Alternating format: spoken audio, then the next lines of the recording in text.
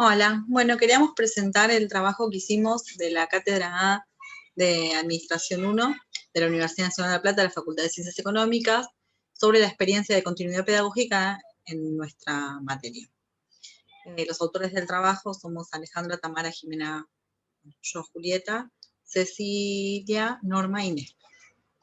¿Qué contenido vamos a tratar de abordar brevemente en este video que resume el trabajo presentado, el contexto en el que digamos, la materia, de qué año es y demás, qué impacto tuvo la pandemia en el desarrollo habitual de nuestra asignatura, cuáles fueron los resultados que obtuvimos y las principales reflexiones y desafíos. En cuanto al contexto, nosotros es una materia propedéutica del ingreso, es una de las primeras materias que cursan las carreras de la facultad, licenciado en Economía, contador público, licenciado en Administración y técnico en cooperativas. Nosotros tuvimos este año 7 comisiones en La Plata y una en Saladillo. El promedio de alumnos por cada comisión es más o menos de 110. En total somos 14 docentes rentados, desde el titular hasta los ayudantes diplomados, y después componen la cátedra unos 10, 12 colaboradores ad honorem, entre algunos alumnos y otros graduados. La carga horaria que tiene históricamente esta materia es de 6 horas presenciales semanales, en 2 clases de 3 horas cada una, además de un espacio de tutorías de 2 horas que es optativo. Este 2020 nosotros tuvimos la suerte de cursar 3 semanas con los alumnos de manera presencial porque arrancamos a mediados de febrero. Entonces esto permitió que tanto nosotros conozcamos a los estudiantes como ellos a nosotros, y que se conozcan entre ellos y puedan generar, en algunos casos, algún grupo de referencia entre pares. ¿Cuáles fueron los principales impactos que tuvo esta pandemia, esta educación no presencial o esta continuidad pedagógica en nuestra cursada? Lo primero que queríamos destacar era cuáles fueron los aspectos relevantes que tuvimos en cuenta para decidir, ¿no? Por un lado, los saberes que teníamos el equipo docente y nuestros estudiantes, ¿no? Qué herramientas conocían, qué herramientas no, con qué herramientas se sentía más cómodo cada uno y demás. El tema de la accesibilidad, ¿sí?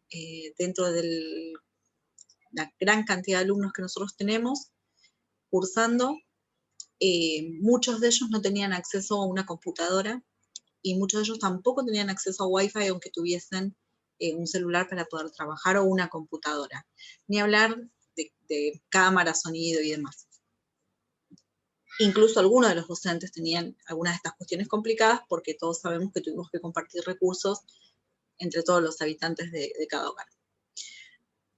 Otra de las cuestiones relevantes para tomar las decisiones que a continuación les vamos a contar fue, bueno, definir cómo íbamos a hacer el seguimiento de los aprendizajes y la participación. Desde ya en la no presencialidad uno no puede tomar asistencia o lista sobre, digamos, para hacer el seguimiento de si el alumno viene, no viene, participa, no participa, y tampoco podíamos esperar a tomar un parcial a mediados de abril y dejar que un mes los alumnos transitaran este espacio con todas las incertidumbres y la angustia que generó, digamos, el COVID, solos. Entonces decidimos cambiar la estrategia de seguimiento y de evaluación de saberes y de participación.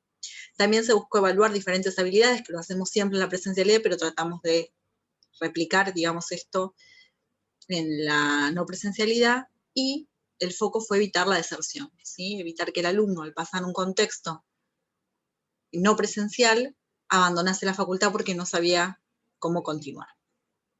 Bien.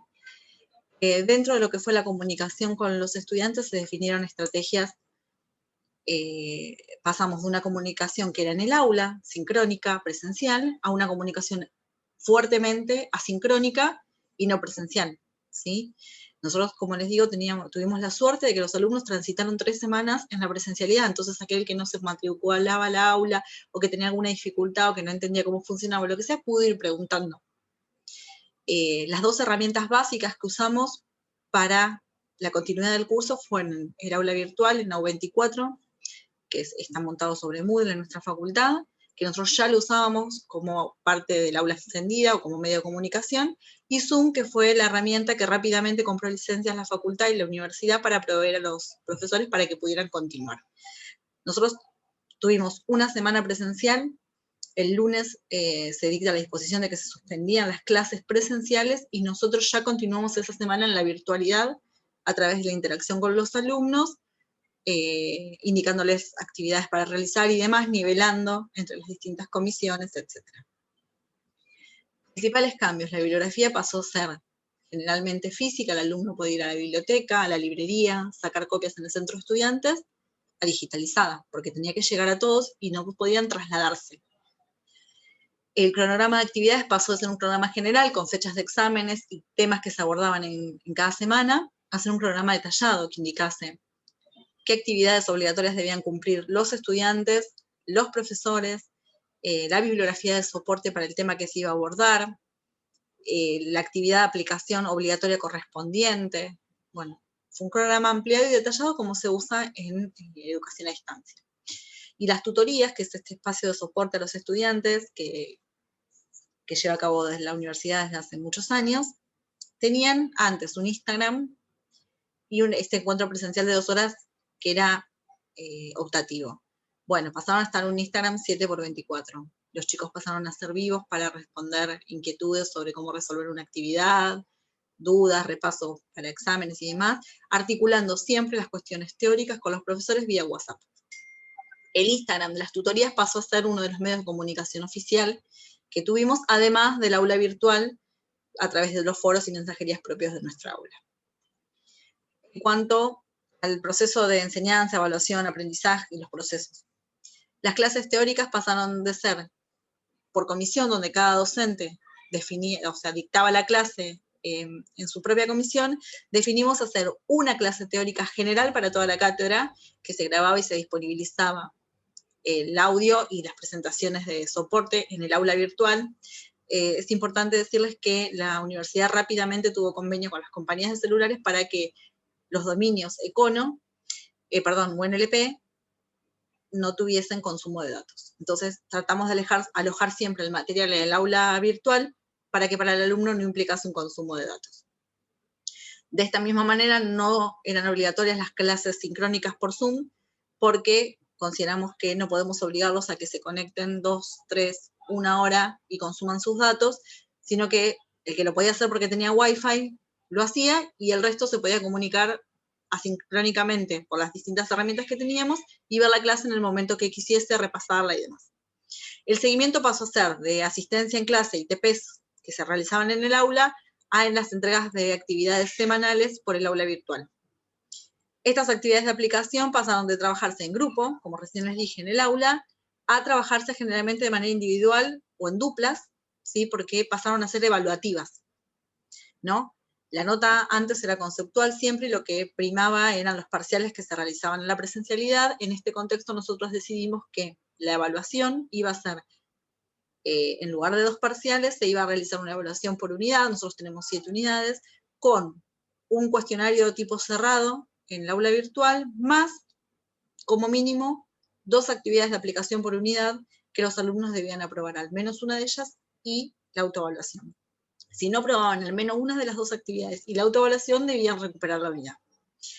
Y el trabajo de aplicación final, que es un trabajo donde nosotros les hacemos, digamos, trabajar sobre una organización que sea cercana para ellos, para poder aplicar algunos de los conceptos que se ven en la materia, se mantuvo, solo que cambió su realización en forma de grupos a su realización en forma individual en duplas, porque era evaluativo, y generalmente nosotros trabajábamos con que este trabajo los pongan aquellos alumnos que querían promocionar. Bueno, ahora fue obligatorio para todos en el coloquio, porque una vez que los alumnos aprobaban las evaluaciones por unidad, debían rendir un coloquio con su profesor en forma oral por Zoom.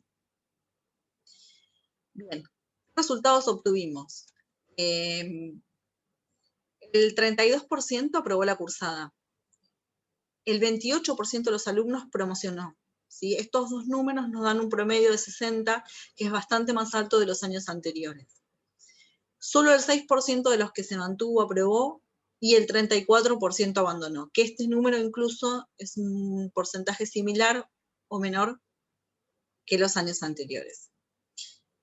Los alumnos valoraron muy positivamente, más del 60% están de acuerdo con las estrategias que usó la cátedra para evaluar, la adaptación de materiales y actividades al entorno y la predisposición de los docentes para apoyarlos en su proceso de aprendizaje. ¿Cuáles son las reflexiones y desafíos? Algunas de las principales reflexiones que tuvimos tuvimos una heterogeneidad alta, como siempre, pero ahora se pusieron en juego otras variables que determinaban esa heterogeneidad, que tenían que ver con el acceso o no a determinadas herramientas que le permitían o no al alumno estudiar. Tuvimos alumnos que hicieron prácticos, rindieron exámenes y demás desde un celular, hasta un coloquio hicieron de esta manera. Nosotros esta vez fuimos con la tecnología a sus espacios, a donde vivían, y no ellos a la facultad. Esto puso en evidencia un montón de cuestiones diferentes que hay que abordar el año que viene. Otra de las reflexiones fue mayor cercanía entre los estudiantes, de parte de los docentes a los estudiantes y sus entornos, ¿sí? Conocer sus realidades, entender el contexto en el que acceden a la universidad, permite generar otras estrategias. Hubo menos abandono por parte de los alumnos a lo largo de la cursada. La mayoría de los que iniciaron en la virtualidad cuando se dio el ASPO, terminaron la cursada. Se pudo lograr hacer una evaluación del proceso de aprendizaje y no evaluaciones sumativas en las instancias de los parciales. Obviamente, este método de evaluación aumentó exponencialmente las horas destinadas a corrección por parte de los docentes porque las producciones eran semanales, ¿sí? Y al ser producciones de trabajos de aplicación donde había desarrollo por parte de los alumnos para evaluar distintas habilidades, las mismas eran quizás corregidas por algunos de los ayudantes más experimentados y revisadas por el docente a cargo de la comisión. ¿Cuáles son los desafíos que nosotros encontramos de cara al futuro?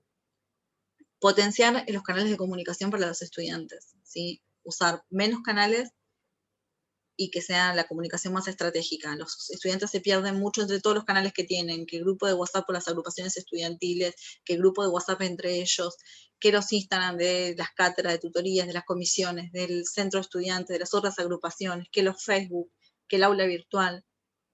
En este caso, menos es más. Definir uno o dos canales que sean claves para el grupo docente y los estudiantes y mantenerlos y alimentarlos y gestionarlos. Por otro lado, conocer con tiempo es un desafío, la disponibilidad de recursos y experiencias previas que traigan los estudiantes en la virtualidad o en la no presencialidad para poder definir las estrategias didácticas más inclusivas para el año que viene. Y lo más flexibles posibles para abarcar todos los universos de los diferentes estudiantes. Como estrategias, acompañar a los alumnos en su aprendizaje, de las propias estrategias de aprendizaje y de la producción no presencial, ¿sí? Así como generar estrategias que le permitan desarrollar sus habilidades de comunicación, tanto escrita como verbal. En cuanto a la colaboración, propiciar espacios y el uso de herramientas colaborativas para que ellos puedan trabajar en grupos, ¿sí? Y aprender a interactuar, porque para nosotros en la administración es muy importante que trabajen en grupo. Bueno, recuperar ese espacio en la virtualidad. Y también generar espacios de trabajo intercátedra.